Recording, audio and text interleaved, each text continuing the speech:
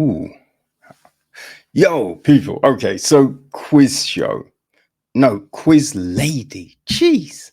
Quiz lady is the new film from Jessica Yu, written by Jen D'Angelo.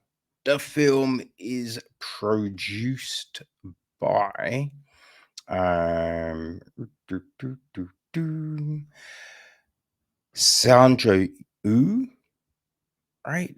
Maggie Haskins, Will Farrell, Jessica Elbaum, Jen D'Angelo, Awkwafina, and Ita Reyes.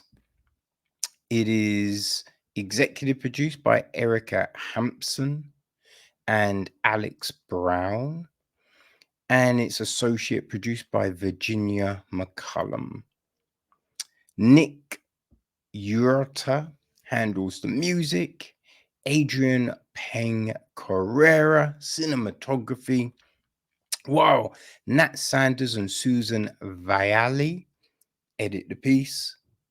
Nicole Abelera and Gian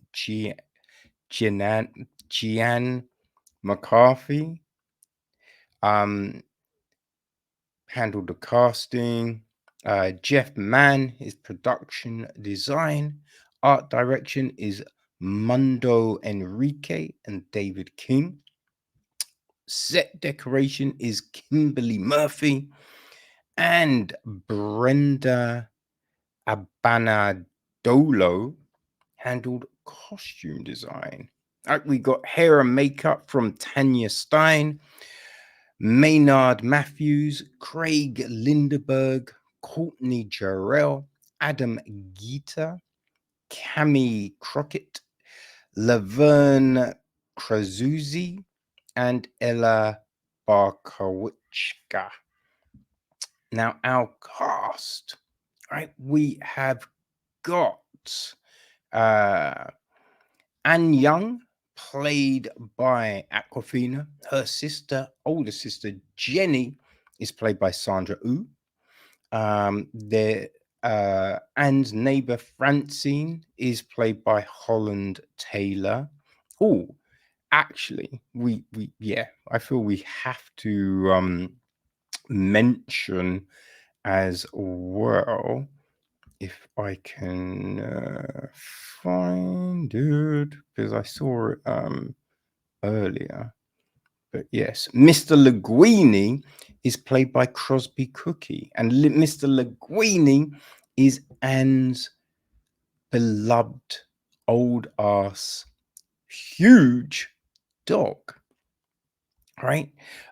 We've got Terry McAteer, played by Will Farrell. He is the host of the game show that Anne religiously watches every single day. Right? And the contestant with the longest winning record on the show is Ron Heacock, played by Jason Schwartzman. We've also got Mercedes, played by Tawny Newsome. There's Francine's crush, which is played by Paul Rubens. We got Ken, played by John Park. There's Trav, played by Camus Johnson. Marge, played by Angela Trimber. Ben Franklin, played by Tony Hale. It will make sense when you watch it, right? There's Daryl from the bar, played by Justin Davis. Now we've got a younger version of Anne, played by Judy Hu, and Shirley Chen plays a younger version of Jenny. Their dad is played by Anne and Jenny's dad. He's played by Eddie J. Lee. Crystal is played by Christine Lin. Glenn, played by Alan Hitch. Wendy, played by Betsy Holt. Bart, played by Matt Cordova, So Young, played by Jane Kim. Cousin Jim is played by Luke Kim. Shannon, played by Sarah Grace Wellborn. Another iteration of Anne when she's 12. It's played by Haley Peng.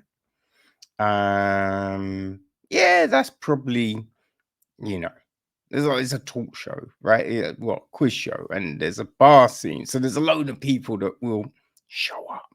But that is, I'd say, that's our main group of people. Probably, I would guess so. So the gist of the story is this: tightly wound, game show obsessed Anne must team up with her chaotic sister Jenny to help pay off their mother's gambling debts.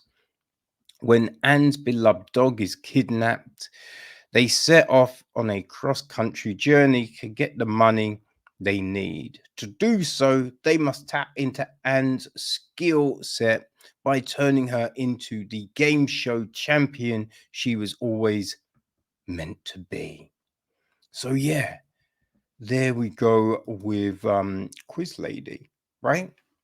I just stumbled upon this, right? I think what the hell did I stumble? I forget.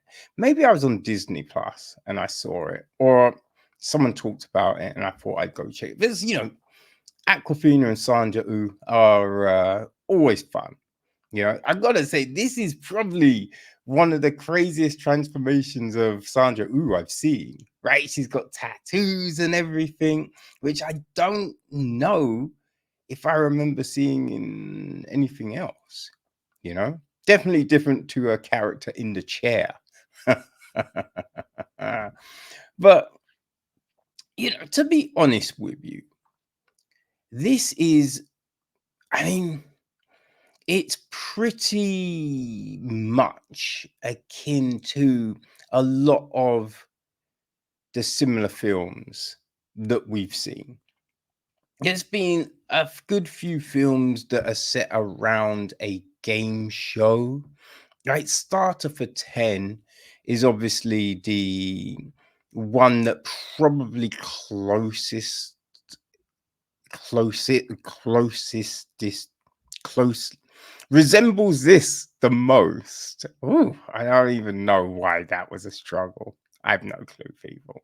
Right, we've got other ones, like there's the Running Man and Hunger Games, but Contender 7, right, which are all a bit more bloody. I mean, a lot more bloody than what this is, so yeah, I'd say Starter for 10 is 7. Starter for 10 even is the one that's probably the closest in nature to Quiz Lady. And it it's pretty much how you would expect, right? It probably it hits all those notes, right? All of those things. So two sisters that are so drastically different, right? Got a situation with their mum, the people in the care home are weird and crazy, it just hits all of those things. So I think if you like something like Vacation Friends and its sequel, that this will mesh up well to that, right? If you enjoyed that, this could play into those same kind of emotions and laughs for you. I didn't necessarily find it hilarious, right? There was no laugh out loud moments here. Where, this is the most interest to me is, right, we just got this Asian cast, right? So as I said, we've seen these stories before, but most of the time it's a Caucasian cast.